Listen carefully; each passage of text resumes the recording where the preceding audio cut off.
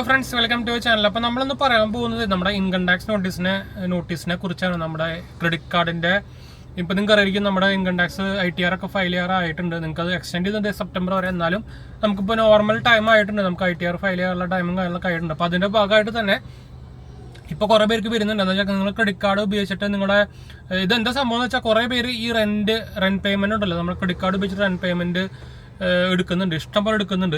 അപ്പോൾ അതുകൊണ്ട് തന്നെ നിങ്ങൾക്ക് അറിയാം, നമ്മുടെ ഒരു ക്രെഡിറ്റ് കാർഡിൽ ആനുവലി നമുക്കൊരു സ്പെൻഡിങ് ലിമിറ്റ് എന്ന് പറയുന്നത് 10 ലക്ഷമാണ്. 10 ലക്ഷത്തിന് മുകളിൽ പോയി കഴിഞ്ഞാൽ നമുക്ക് ഇതേപോലെ തന്നെ ഇൻകം ഡീറ്റെയിൽസും കാര്യങ്ങളൊക്കെ ചോദിച്ചിട്ട് നമുക്ക് നമ്മുടെ ഇൻകം ടാക്സിൻ്റെ സൈഡിൽ നിന്ന് ഇതേപോലെ നോട്ടീസും കാര്യങ്ങളൊക്കെ വരും.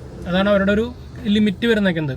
അതിൽ പക്ഷേ മെയിനായിട്ട് സംഭവം എന്ന് വെച്ചാൽ, നിങ്ങളുടെ നമുക്ക് നമ്മുടെ ഈ ഫോം ഡൗൺലോഡ് ചെയ്ത് നോക്കിക്കഴിഞ്ഞാൽ, അവരുടെ സൈറ്റിൽ തന്നെ ഫോം ഡൗൺലോഡ് ചെയ്ത് നോക്കിക്കഴിഞ്ഞാൽ നമുക്ക് വരുന്ന ഇൻകവും അതേപോലെ തന്നെ എന്താ പറയുക, ഈ സ്പെൻഡും പ്രത്യേകിച്ച് നമ്മുടെ ഇപ്പോൾ എക്സാമ്പിളായിട്ട് പറയാം, നമ്മുടെ ഇൻകം നമുക്ക് വരുന്നത് 10 ലക്ഷം വിചാരിക്കും ആനുവലി.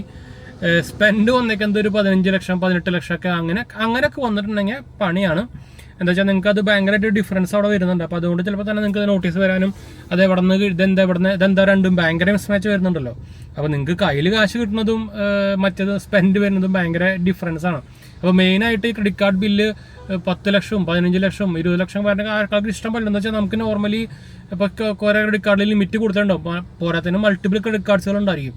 അപ്പോൾ ഇതിൽ നിന്നൊക്കെ ഈ റൺ പേയ്മെൻറ്റ് ചെയ്തിട്ടേ ബില്ല് ജനറേറ്റ് ആകുമ്പോൾ ഇതൊക്കെ ആനുവലി നോക്കുമ്പോൾ ഈ സാധനം 10 ലക്ഷത്തിന് മുകളിൽ കുറേ പേർക്ക് ബില്ല് വരുന്നുണ്ട്. അപ്പോൾ ഈ സാധനം ശ്രദ്ധിക്കാൻ മറക്കണ്ട കേട്ടോ. അപ്പോൾ കുറേ പേർക്ക് ഇതുപോലെ തന്നെ അതിൻ്റെ ഭാഗമായിട്ട് തന്നെ നോട്ടീസും കാര്യങ്ങളൊക്കെ വരുന്നുണ്ട്. അപ്പോൾ റൺ പേയ്മെൻറ്റ് ചെയ്യുന്നവരൊന്ന് ശ്രദ്ധിക്കുക. ഒന്നെങ്കിൽ നിങ്ങൾ ചെയ്യുന്നുണ്ടെങ്കിൽ തന്നെ ബില്ല് ജനറേറ്റ് ആവാനായിട്ട് മുമ്പ് തന്നെ അടയ്ക്കുക. അല്ലെങ്കിൽ EMI കൺവേർട്ട് ചെയ്താലും കുഴപ്പമില്ല. എന്ന് വെച്ചാൽ ഈ ടോട്ടൽ ബില്ല് വരുമ്പോൾ ടോട്ടൽ ബില്ലിൻ്റെ ആണ് നമുക്ക് ടോട്ടലൊക്കെ ആഡ് ചെയ്തിട്ടാണ് നോർമലി ആനുവലി ഇതുവരെ എടുക്കുക. എന്ന് വെച്ചാൽ നോർമലി 10 ലക്ഷത്തിന് മുകളിലുണ്ടെങ്കിൽ മാത്രമാണ് ഇത് ആക്ച്വലി ക്രെഡിറ്റ് കാർഡ് ഡിപ്പാർട്ട്മെൻറ്റ് ഇത് റിപ്പോർട്ട് ചെയ്യുള്ളൂ. 10 ലക്ഷത്തിന് മുകളിൽ എന്തായാലും ഉണ്ടെങ്കിൽ എന്തായാലും റിപ്പോർട്ട് ആവട്ടെ. അപ്പോൾ അതിൻ്റെ ഭാഗമായിട്ട് ഇതുപോലെ തന്നെ നമ്മുടെ ഇൻകവും എക്സ്പെൻസും ഭയങ്കരമായിട്ട് ഡിഫറൻസും കാര്യങ്ങളൊക്കെ വന്നു കഴിഞ്ഞാൽ നോട്ടീസ് വരാനുള്ള ചാൻസ് ഭയങ്കര കൂടുതലാണ്. അപ്പോൾ കുറേ പേർക്ക് വരുന്നുണ്ട്. അപ്പോൾ എനിക്ക് തന്നെ 2-3 പേര് എൻ്റെ റിലേറ്റീവ്സ് ഫ്രണ്ട്സൊക്കെ ആയിട്ട് തന്നെ കുറച്ച് പേര് ഇപ്പോൾ എനിക്ക് ഇതുപോലെ ഇൻസ്റ്റാഗ്രാമിലും വാട്സപ്പിലൊക്കെ മെസ്സേജ് ഉണ്ടായിരുന്നു സംഭവം ചോദിച്ചിട്ട്. അപ്പോൾ അതുകൊണ്ടാണ് ഞാൻ ഇപ്പോൾ മെയിനായിട്ട് ഈ സംഭവം ഇത് ഒരു എന്താ പറയുക, ഇപ്പം എന്ന് വെച്ചാൽ എനിക്ക് തന്നെ ഞാനിപ്പോൾ റീസെൻ്റ്ലി നമ്മുടെ ഈ ഫോൺ പേ ഉപയോഗിച്ചിട്ടും അതുപോലെ തന്നെ വാലറ്റുകൾ ഉപയോഗിച്ചിട്ട് ക്രെഡിറ്റ് കാർഡിൽ നിന്ന് നമുക്ക് എടുക്കാനുള്ള ക്യാഷ് ട്രാൻസ്ഫർ ചെയ്യാനുള്ള പരിപാടി നമ്മളൊരു വീഡിയോ ഇട്ടുണ്ടായിരുന്നു.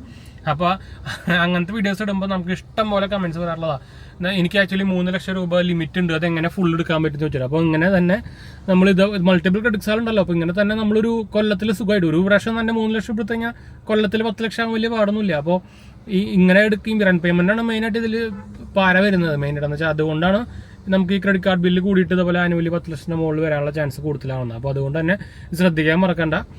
നിങ്ങൾക്ക് ആക്ച്വലി നമ്മുടെ ഇൻകം ടാക്സിൻ്റെ പോർട്ടൽ തന്നെ പോയിട്ട് നിങ്ങൾ 10 ലക്ഷത്തിന് മുകളിൽ സ്പെൻഡ് ചെയ്തെങ്കിൽ മാത്രം നോക്കിയാൽ മതി. അല്ലെങ്കിൽ അതിൽ റിപ്പോർട്ട് ആവില്ല, ക്രെഡിറ്റ് കാർഡ് പേയ്മെൻറ്റ്സ് ഒന്നും അല്ലെങ്കിൽ റിപ്പോർട്ട് ആവില്ല. പിന്നെ അല്ലെങ്കിൽ ഹൈ വാല്യൂ ട്രാൻസാക്ഷൻ ഉണ്ടെങ്കിലൊക്കെയാണ് റിപ്പോർട്ട് ആവുള്ളൂ. അപ്പോൾ ഇത് നോക്കാൻ മറക്കണ്ട കേട്ടോ.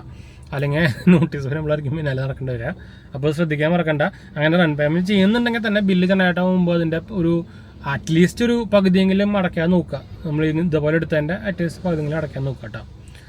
അപ്പോൾ ഈ ഒരു ഇൻഫർമേഷൻ ഷെയർ ചെയ്യാൻ വന്നത്, നല്ല മഴ വരുന്നുണ്ട്, ഞാൻ വീട്ടിലേക്ക് പോകുന്ന വഴിയാണ്. അപ്പോൾ എന്തായാലും നമുക്ക് അതിൻ്റെ പേര് നമ്മുടെ 2 ചാനൽസ് മാത്രമേ പോയി കണ്ടു നോക്കുക, സബ്സ്ക്രൈബ് ചെയ്യുക, സപ്പോർട്ട് ചെയ്യുക, ഫ്രണ്ട്സിലേക്ക് നമ്മളൊന്ന് ഷെയർ ചെയ്യുക. എന്തെങ്കിലും സംശയങ്ങളൊക്കെ എൻ്റെ കമൻറ്റ് ചെയ്താൽ മതി, നമ്മളെല്ലാം കണ്ടിട്ടുള്ളതാണ്. അപ്പോൾ നമ്മുടെ ചാനൽ ആദ്യമായിട്ട് കാണുകയാണെങ്കിൽ എൻ്റെ പേര് അജയ്, ഞാനൊരു ഫൈനാൻഷ്യൽ അനലിസ്റ്റാണ്. നമ്മുടെ ടെക്കിലും ഫിനാൻസിലും എക്സ്പീരിയൻസ് ആണ്, ക്വാളിഫൈഡ് ആണ്.